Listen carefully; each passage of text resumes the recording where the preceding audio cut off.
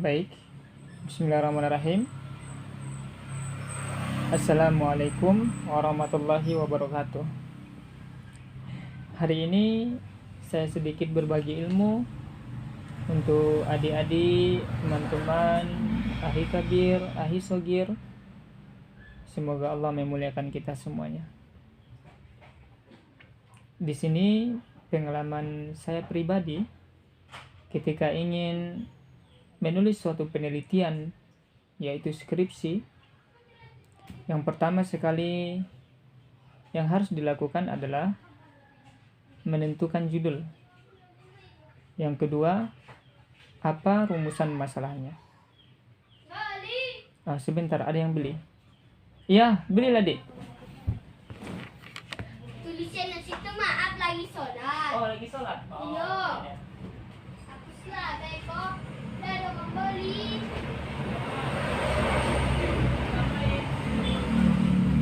Lagi sholat.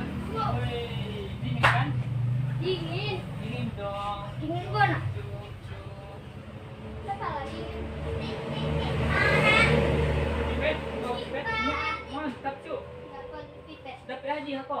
Enggak. Enggak. Udah. Lima boleh patah.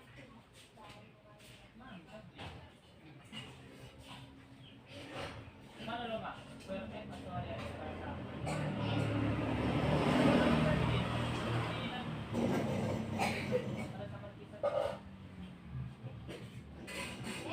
Habis. Mengapa enggak habis? Minta deh.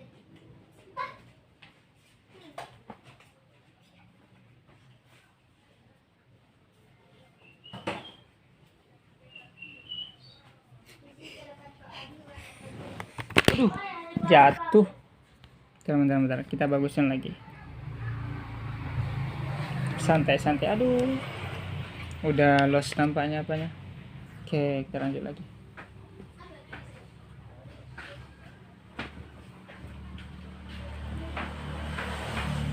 Maaf, tadi ada yang beli. Baik, kita lanjutkan lagi. Yang pertama sekali yang perlu dilakukan adalah menentukan judul dan bagaimana rumusan masalahnya.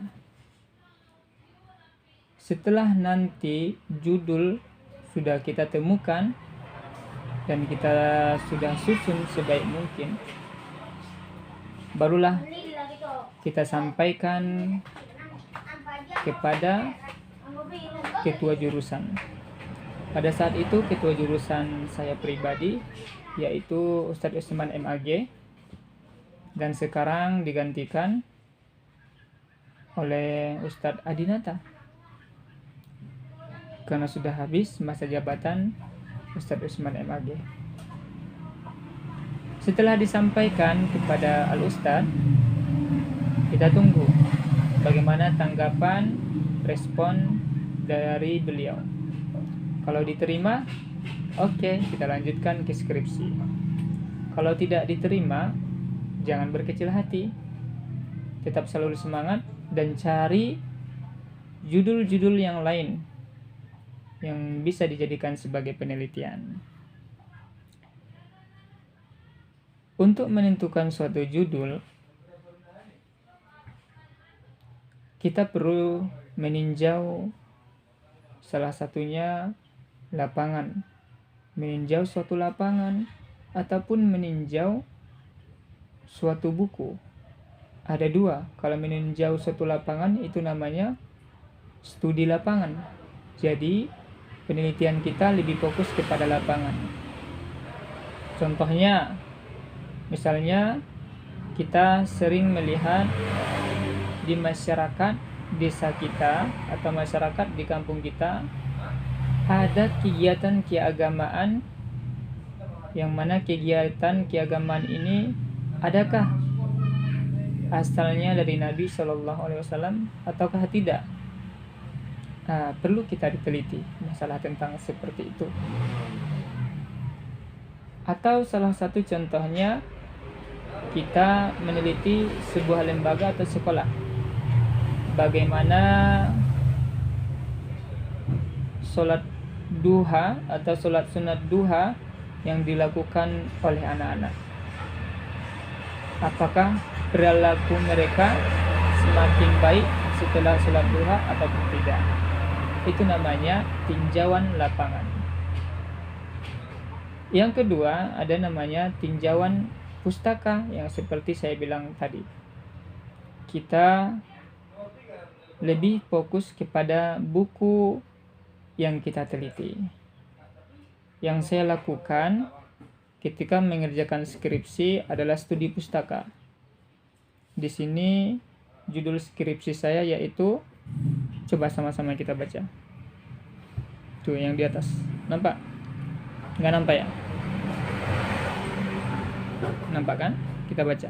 Strategi Rasulullah dalam menghadapi wabah dan implementasinya dalam penanggulangan pandemi COVID-19.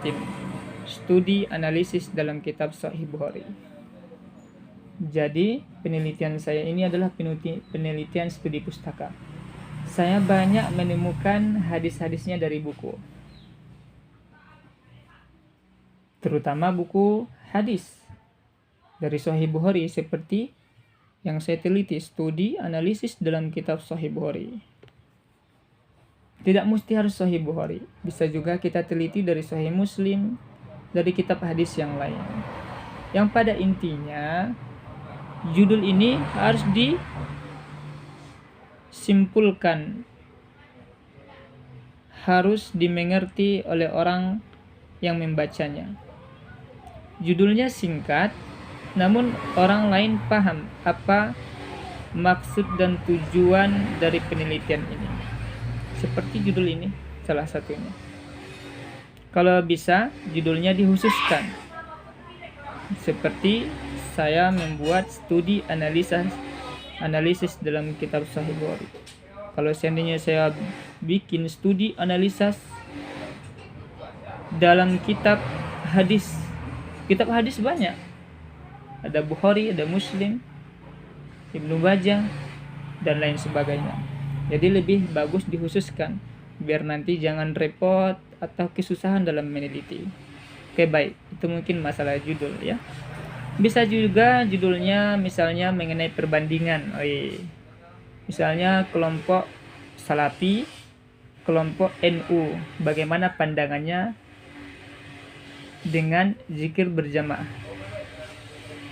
Jadi itu perlu diteliti kalau memang kita mau menelitinya. Silahkan. Atau mungkin kita lebih mendalami tentang suluk atau tasawuf. Ada banyak sekarang di desa-desa, misalnya ada suluk. Biasanya rohul banyak itu suluk negeri 1000 suluk. Diteliti bagaimana amalan yang dilakukan oleh kaum tasawuf atau suluk, kaum tariqah, bagaimana amalan mereka, apakah sesuai dengan hadis Nabi SAW, karena kita meneliti tentang hadis. Oke, seperti itulah ya contohnya. Dan lebih bagusnya dikhususkan amalan tariqah, misal Nasakabandiyah di desa Lancat. Jadi lebih dikhususkan dalam tinjauan hadis atau perspektif hadis. Itu lebih simpel dan lebih khusus dia. Boleh seperti itu. Dan silakan adik-adik semuanya mau pilih yang mana judulnya, yang penting berkaitan dengan hadis. Baik, itulah. Dan ketika kita sudah menentukan judul dan rumusan masalahnya, kita membuat sinopsis. Sinopsis ini hanya judul, latar belakang. Hanya judul, latar belakang. Kalau tak salah ada juga ikut bab 1. Dikerjain, cari contohnya. Apa sih sinopsis itu, latar belakang itu seperti apa? Bab 1 itu apa-apa saja yang dicantumkan, yang ditulis, dilihat. Skripsis ataupun dari Google yang bisa adik-adik lihat semuanya dan adik contoh. Setelah sinopsis ini sudah selesai, ajukan lagi ke Kajur. Apakah Kajur menerima sinopsisnya atau tidak? Kalau sudah diterima, oke, kata Kajur, langsung kita bikin ke proposal.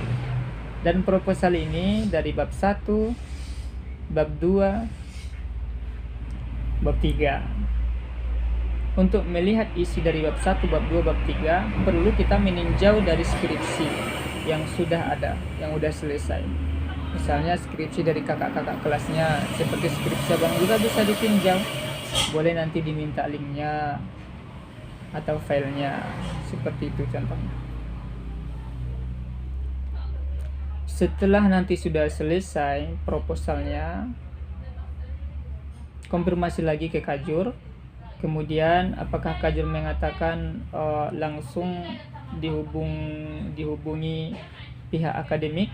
Nah, silakan langsung menghubungi pihak akademik dan mendaftar untuk proposal. Nah, atau sempro, seminar proposal, itu kepanjangannya. Nah, jadi kalau sudah kita kumpulkan persyaratannya semuanya, kita langsung mendaftar ke bagian akademik. Kalau tak salah ke Pak Nuriman, pokoknya ke bagian akademik. Nah, udah. Setelah itu nanti keluarlah jadwal yang ditetapkan oleh fakultas. Apakah adapun harinya tergantung dari fakultas, tidak bisa kita menentukannya. Nah, setelah itu kalau sudah ada jadwalnya, ya kita bersiap-siap lagi. Jangan lagi banyak main, kita bersiap-siap. Cari tahu apa-apa saja yang ditanyakan ketika proposal. Cari tahu sama abang-abang kelasnya, sama kakak-kakak kelasnya yang sudah sempro atau teman-temannya. Cari tahu.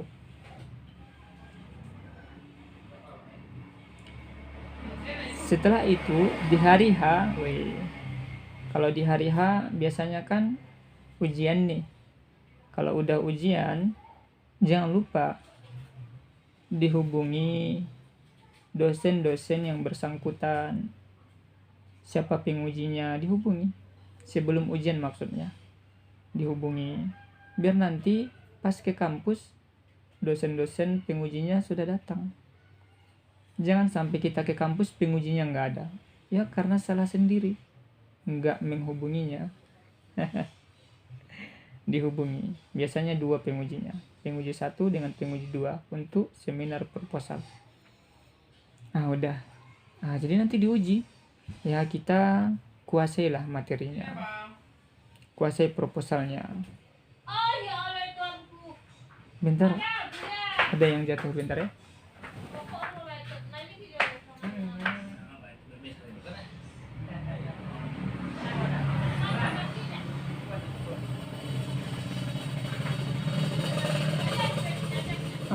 Oke. Kita lanjut ya. Tadi jatuh keponakan. Ya udah.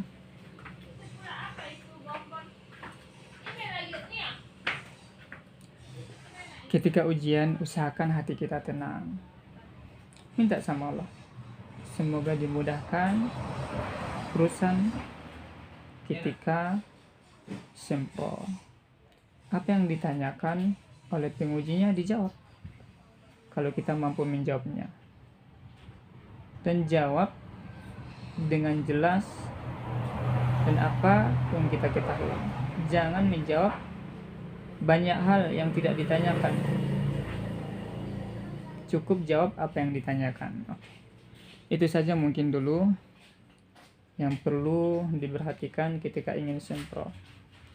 Untuk video selanjutnya mengenai skripsi, insya Allah akan dibikin lagi atau dibuat lagi. Baik, itu saja. Kurang dan lebihnya kami mohon maaf. Assalamualaikum warahmatullahi wabarakatuh.